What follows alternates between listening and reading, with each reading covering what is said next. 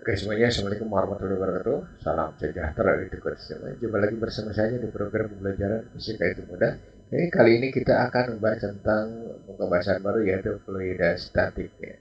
Nah, pada pembahasan kali ini kita akan mengambil sub pembahasan yaitu tekanan hidrostatik dan gaya hidrostatik. Untuk selanjutnya perhatikan uraian dan aplikasi konsep ke dalam perhitungannya. Oke.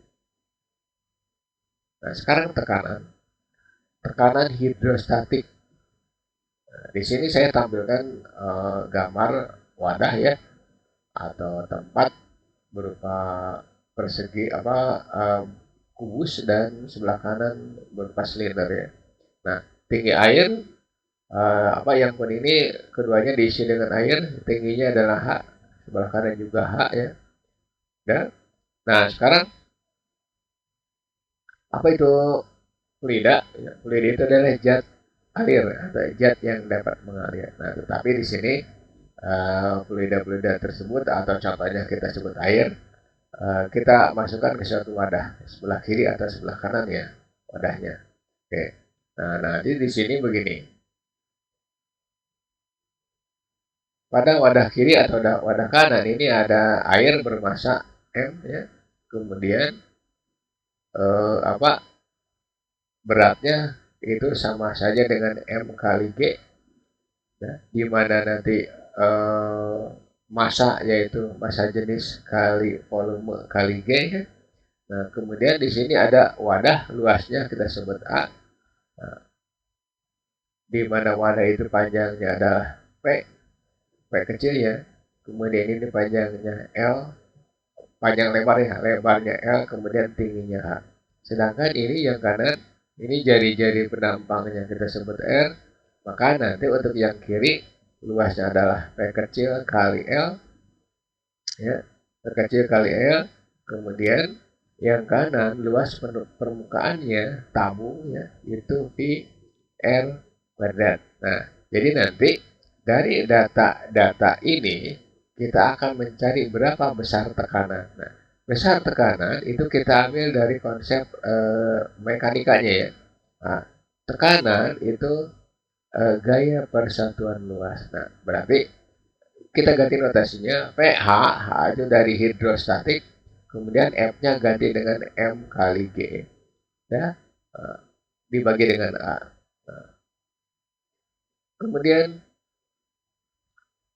ini ganti ya, nah, ganti jadi rho kali G kali volume dibagi dengan A. Nah, sedangkan volume sendiri itu luas alas kali tinggi ya.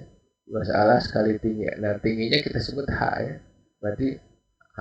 Nah, H berarti itu volume per A ya.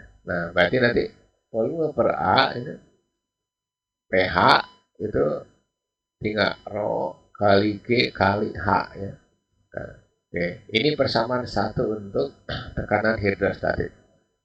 Nah, sekarang jika tekanan udara luar taruh saja kita sebut P0, ya, maka tekanan hidrostatik yang dialami dasar bak sebelah kiri atau wadah sebelah kiri dengan dasar bak berupa silinder sebelah kanan itu bisa diganti seperti ini.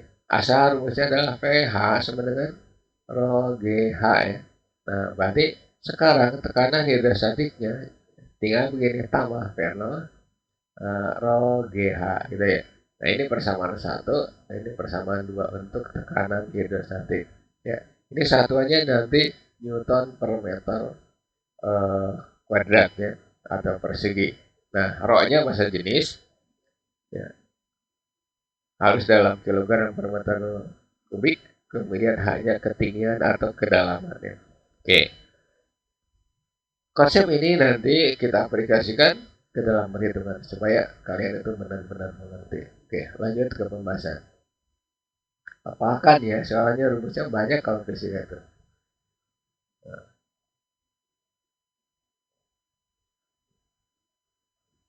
baca dulu ya. Sebuah tempat sejenis drum berisi air, tingginya 1,2, massa jenisnya 1 gram per cm kubik, Tentukan tekanan pada dasar drum ya. Jika A, nah tekanan udara diabaikan. B-nya tekanan udara 1 atmosfer ya, ATM. Nah, di mana di sini diketahui 1 ATM 1,01 10 pangkat 5 Newton per meter kuadrat. Oke, kita bahas. Nah, boleh kalian masuk ke sini ya, diketahui misalkan ya tingginya di situ 1,2 meter, kemudian rho-nya ini 1 ya. 1 itu gram ya. Nah, buat kilogram caranya begini. 1 gram ke kilogram itu 10 pangkat minus 3 ya. Gram per kilogram. Nah, kemudian sentimeter ke meter itu 10 pangkat minus 2. Pangkatkan 3 ya. Nah, ini hasilnya nanti 10 pangkat minus 3, yang di sini 10 pangkat minus 6 ya. Nah, ini naikkan. Jadi ini kalau ke atas ini 10 pangkat minus 3, ini 10 pangkat 6 ya. Hasilnya 10 pangkat 3 kilogram per meter kubik. Nah, artinya apa? Kalau ada nih saya ambil contoh saja ya. Suatu fluida misalkan 1,2 ya, gram per sentimeter kubik, mau dibuat kilogram, ya udah tinggal kalikan 1000. Kalikan 1000 aja. Jadi ini tinggal kilogram per meter kubik gitu ya. Itu entengnya ya. Nah, sekarang kita jawab nomor A. A, berapa tekanan hidrostatik ketika tekanan udara luarnya diabaikan? Maka P hidrostatik sama dengan rho GH ya. Nah, oke, ini 1000 ya. Kemudian ini 10, H-nya di situ 1,2. Nah, ini berarti 12.000 ya. 12.000 Newton per meter pada. Perhatikan ya di sini. Bahwa tekanan itu bergantung pada massa jenis dan ketinggian atau kedalaman air pada suatu wadah ya. Oke. Tidak bergantung pada percepatan gravitasi kalau di tempat yang sama. Tapi kalau di tempat yang berbeda, contoh ya, tekanan hidrostatik yang dialami bak ya, atau akuarium ya, di Jakarta misalnya, ya, yang tingginya misalkan H, ya, itu akan berbeda dengan tekanan hidrostatik untuk air yang ada di akuarium yang sama, tingginya sama, tapi tempatnya misalkan di Rusia gitu ya. Itu pasti beda ya. Kenapa? Karena di situ ada pengaruh percepatan gravitasi. Ya, percepatan gravitasi bumi. Oke, itu pasti beda. Itu baru G itu pengaruhnya. Contoh lagi misalnya, tekanan hidrostatik pada akuarium ya, yang diisi air full ya, di bumi misalkan 10 Newton per meter kuadrat. Nah, bagaimana untuk tekanan hidrostatik untuk akuarium yang sama, tinggi airnya yang sama, jika ada di bulan gitu. Beda itu ya. Beda itu berarti berpengaruh ke G ya. Nanti nggak percepatan gravitasi bumi dan bulan kan beda gitu. Itu baru G berpengaruh. Perhatikan itu ya. Sekarang nomor B, tekanan hidrostatik berapa ketika tekanan udara luarnya sekian 1 atmosfer ya. Berarti rumusnya P hidrostatik sama dengan P0 ditambah rho GH ya. Gitu. Nah, ini 1,01 10 pangkat 5 ditambah 12.000 ya, atau 12 kali 10 pangkat 3. Nah, di sini 10 pangkat 5 di kanan sebelah 10 pangkat 3. Nah, boleh ke sini 1,01 10 pangkat 5. Nah, yang ini diganti ya, diganti. Berarti 0,12 kali 10 pangkat 5 gitu ya. Oke. Maka hasilnya nanti 1,13 10 pangkat 5 Newton per meter persegi gitu ya. Itu contoh soalnya untuk yang pertama, aplikasi dari konsep tekanan hidrostatik ya. Lanjut ke pembahasan berikutnya. Nah, ini soal nomor 2 ya. Nah, tekanan udara di permukaan air laut pada suatu saat itu 2 atmosfer, yaitu massa jenis air laut pada kedalaman 25 meter. Nah, oke. Jika tekanannya pada saat itu 5 kali 10 pangkat 5. Nah, di sini 1 atmosfer atau 1 ATM itu 10 pangkat 5. Ikuti soalnya. Boleh diketahui itu P hidrostatik saat itu 2 atmosfer ya. Nah, berarti 2 kali 10 pangkat 5 ya, Newton per meter persegi. Kemudian terus nih, P0 ya bukan PH, P0 ya. Kemudian P hidrostatik di kedalaman itu 5 kali 10 pangkat 5 ya. Kedalamannya di situ H 25 meter ya. 25 meter ya. Nah, ditanyakan massa jenisnya berapa sih? Nah, kita gunakan yang ini. P hidrostatik ya sama dengan V0 ditambah rho GH ya. Oke. Nah, berarti V0-nya udah ada di situ 2 kali 2 kali 10 pangkat 5 ditambah, nah rho-nya di situ ditanyakan rho kalikan 10 ya, kalikan 25 ya. 25. Nah, P hidrostatiknya 5 kali 10 pangkat 5 ya. Nah, berarti ini 250 rho sama dengan 5 kali 10 pangkat 5 dikurangi 2 kali 10 pangkat 5 ya. Oke, maka 250 rho sama dengan nih 3 kali 10 pangkat 5 ya. Coret namanya ya, boleh lah. Berarti 25 rho sama dengan 3 kali 10 pangkat 4 ya. Oke. Nah, di kiri 25 ya. Di kiri 25 rho. Nah, ini caranya boleh saja begini. Ini berarti 300 kalikan 100 ya. Lihat ya, 300 kalikan 100. Nah, ini coret dengan ini. Berarti kan 4 ya. 4. Berarti massa jenisnya 300 kali 4. Nah, berarti 1200 kilogram per meter kubik. Begitu ya. Nah, itu soalnya nomor 2 ya. Oke. Lanjut ke pembahasan berikutnya. Nah, sebelumnya kita sudah membahas tentang tekanan hidrostatik. Nah, sekarang kita bahas tentang gaya hidrostatik. Nah, apa itu gaya hidrostatik? Nah, kita kembali lagi ke konsep mekanika ya, atau tekanan hidrostatik yang tadi. Nah, berarti tekanan itu gaya persatuan luas. Nah, maka nanti gaya itu sama saja dengan P kali A ya. Nah, gaya hidrostatik tinggal P hidrostatik kalikan dengan A. Ini persamaan 1 boleh ya. Nah, berikutnya tanpa tekanan udara luar berarti enggak rho G H kali A ya. Tuh. Ini persamaan 2. Kalau ada tekanan luar tekanan udara luar, maka tekanan gaya hidrostatik tinggal tambahkan kayak 0 rho G kali H ya. Kali A.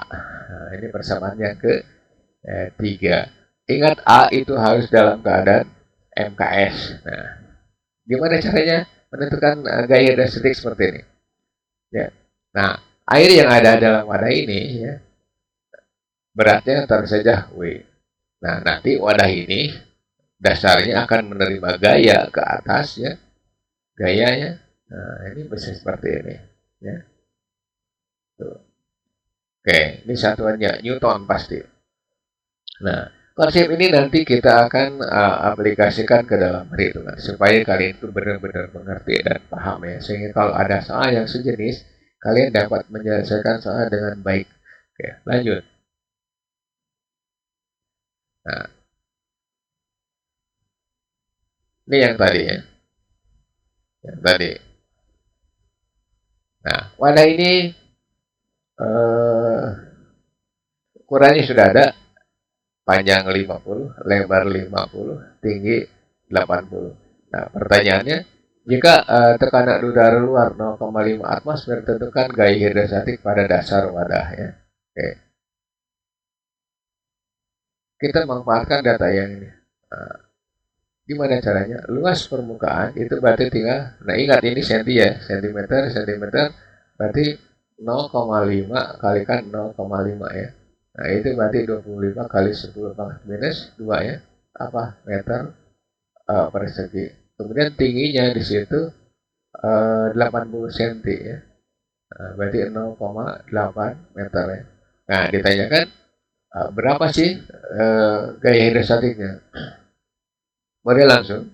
F hidrostatik itu tinggal P hidrostatik kalikan A. Nah, karena di sini ada tekanan udara luar, tinggal P0 ditambah rho GH ya. Nah, ya. Ya. PNO-nya di situ 0,5 atmosfer. Nah, kalau tidak diketahui, kalian gunakan ini. 0,5 kalikan 1,01. Nah, kalikan 10 pangkat 5. Nah, kenapa sih pakai ini? Karena tidak diketahui, pakai yang standar. Ya. Ditambah ini langsung. Rho-nya di situ tidak ada air berarti. 1000 ya. 1000 kalikan 10 kalikan 0,8 ya. 0,8. Kalikan A-nya. A-nya sudah kita hitung. Itu 25 kali 10 pangkat minus 2 ya. Nah, ini kalau dikalikan nih, berarti 5,05 10 pangkat 4 kan. Ya. Ini terakhir dengan ini satunya. Turunkan. Ditambah dalam kurung nih 8 kali 10 pangkat 3. Kalikan 25 kali 10 pangkat minus 2 ya. Oke. Nah, ini kan pangkatnya tidak sama, boleh samakan. Jadi nanti tinggal 5 kali 5,05 kali 10 pangkat 4 ditambah 0,8 kali 10 pangkat 4 ya. Kali 25 10 pangkat minus 2. Oke. Hasilnya berapa? Tinggal 5,85 10 pangkat 4 kalikan 25 kali 10 pangkat minus 2. Saya lihat ini ya. Nah, maka 5,85 kalikan 25 kalikan 10 pangkat 2 ya. Nah, di atas saja ya. Maka gaya hidrostatik untuk bak ini ya, tinggal kalikan 585 kalikan dengan 25. Nah, berapa tuh kira-kira? Nah, kita gunakan aja kalkulator, nggak usah pusing ya. 585 kalikan 25 ya. Nah, ini jauhnya 14.625 ya. Jadi gaya hidrostatik 14.625 ya, 14.625 Newton ya. Nah, konsep ini digunakan oleh ahli pembuat akuarium ya. Nah, kalau akuarium mau kuat, maka nanti kaca yang digunakannya harus tebal ya. Tebal ya, disesuaikan dengan keinginan pemesan ya. Jangan tipis, kenapa? Karena kalau tipis itu nanti akuarium akan mudah pecah begitu ya. Oke. Itu aplikasi konsep dari gaya hidrostatik. Oke, lanjut ke pembahasan. Nah, ini yang tadi ya.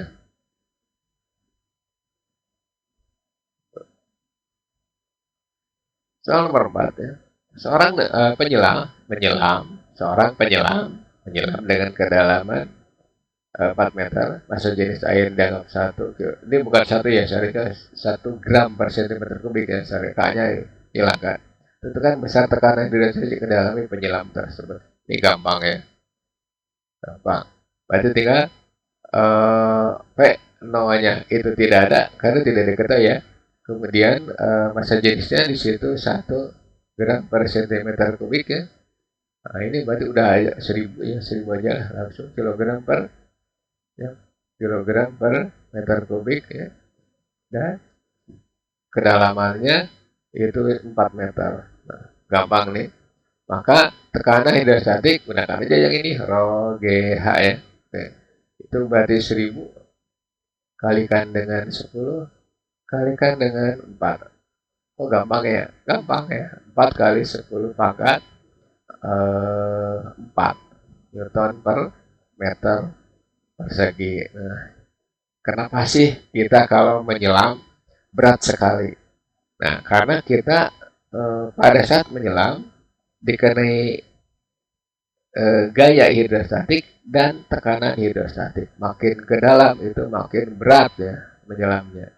Karena penyelam akan berlawanan dengan tekanan hidrostatik yang diberikan fluida atau air pada saat itu. Oke. Sehingga, nah dari teori ini, kenapa ikan yang ada di kedalaman laut itu kecil-kecil ya? Karena menghindari tekanan hidrostatik yang besar. Ya. Tidak mungkin di kedalaman ratusan meter itu ada ikan yang besar. Misalkan di 1 kilometer bawah permukaan laut nggak mungkin ada ikan yang besar. Nah, kemudian aplikasi lagi begini. Ini ada permukaan air laut misalkan ya. Nah, di sini ada ikan nih. Nah, ikan ini loncat dengan kecepatan tertentu ya, sehingga ke sini ya, pindah dengan kecepatan tapi ya, kalau pindahnya santai tidak akan apa-apa. Tapi kalau misalkan kecepatannya tinggi ke sana, ya, nah ini misalkan ke sini nih maunya, ke sini, ya.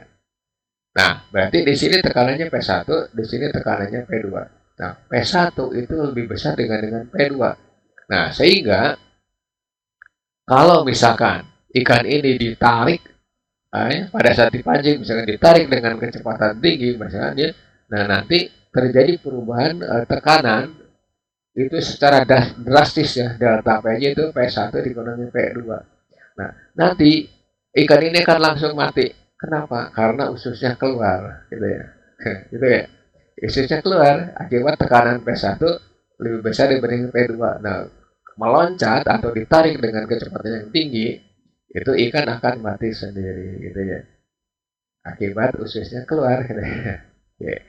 Itu nanti diaplikasikan lagi di konsep fluida statik, fluida dinamik di pesawat terbang, ya. Oke.